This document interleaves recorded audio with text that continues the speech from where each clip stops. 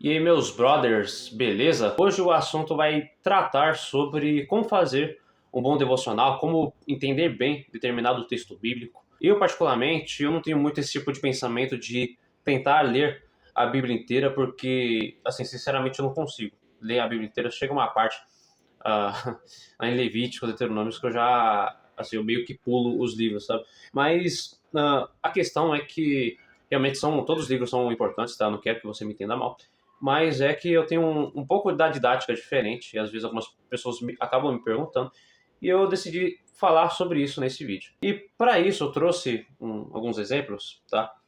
Que nem Mateus capítulo 25, né? Tem uma matéria lá do Didascópio também que é muito interessante, mas, por exemplo, falando sobre como eu faço, tá? Mateus capítulo 25, vocês estão vendo aqui, né? Vocês não são cegos não, né? Então, assim, Mateus capítulo 25, aí você vai, o que acontece? Você vai pegar um texto.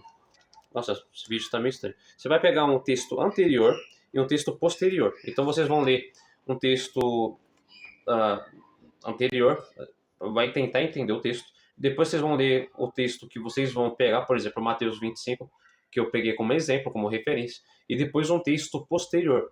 E nesse sentido, vocês vão compreender um pouco melhor a respeito, porque muitas pessoas elas cometem o erro de pegar um texto isolado e estudar só aquele texto que tá ali.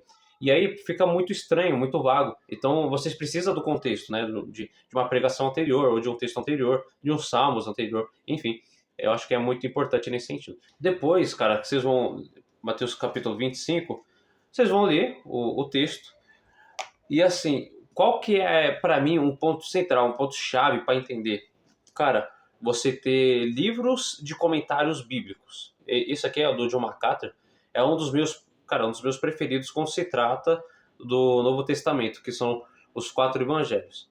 Então, assim, aqui eu ia pegar o texto, né, do Mateus capítulo 25, ver o comentário bíblico que ele faz sobre, a exegese que ele faz sobre. E não precisa ser só apenas um livro, não. Na internet tem várias referências do Moody, um teólogo Moody, vocês podem colocar assim. Até mesmo se escreve lá no Google, na aba do Google. Juízes, comentários bíblico Moody. Mateus, comentários bíblico Moody. Tem vários. O Jeremias eu estava estudando com esses comentários bíblicos do Moody também. Além de ter outros livros. Então, cara, depois que vocês lerem esses comentários bíblicos, a sua visão já vai explodir. E aí, novamente, você volta ali de novo. E, cara, tem um processo que, assim, não é. Vocês não vão ler de um jeito. Como é que eu posso explicar? Vocês não vão ler, cara, de um jeito. Homens e mulheres. Eu tô falando cara aqui, mas. Men e girls. Homens e girls. Aqui vocês vão aqui, ó, capítulo 25. Então vocês vão ler o primeiro versículo e vão para o segundo. Antes de vocês irem e para o terceiro, você volta para o primeiro, lê o segundo, o terceiro. Antes de ir para o quarto, volta para o primeiro, o segundo, o terceiro, o quarto. Cara, isso é melhor ainda porque, além de você estar estudando, você vai estar aumentando o seu processo de memorização. Tanto é que assim eu consigo, já memorizei uns 30, 40 versículos, e sempre buscando cada vez mais memorizar o máximo possível, porque afinal de contas é a respeito da palavra, né? Então, assim, isso ajuda muito a você memorizar a palavra. Ou seja, você não somente está tendo uma bagagem de grandes referências, homens, né? O John MacArthur, cara, eu gosto muito da leitura dele, que é uma leitura muito fluida, mas você pode ter outros também, quem sabe. E aí do teólogo Moody, e também tem o Charles Hood, que é teologia sistemática, mas aí é teologia sistemática, não tem muito a ver com aqui já tá virando um negócio de PhD já. Mas para você fazer aquela coisa básica, aquela coisa bonita, de estudar determinada parte da Bíblia, determinado capítulo, versículo. E assim, você começa a ter uma bagagem muito forte, uma exegese, pega o contexto da época e fica muito legal para vocês compreenderem o texto. E aí, vocês trazendo para os dias de hoje e na base da oração, Deus vai estar conversando com vocês. O Espírito Santo vai estar revelando aí coisas profundas que muitas vezes você pode estar utilizando para sua pregação ou então para a sua vida pessoal, para transmitir palavras de sabedoria para outras pessoas, transmitir palavra para aqueles que necessitam.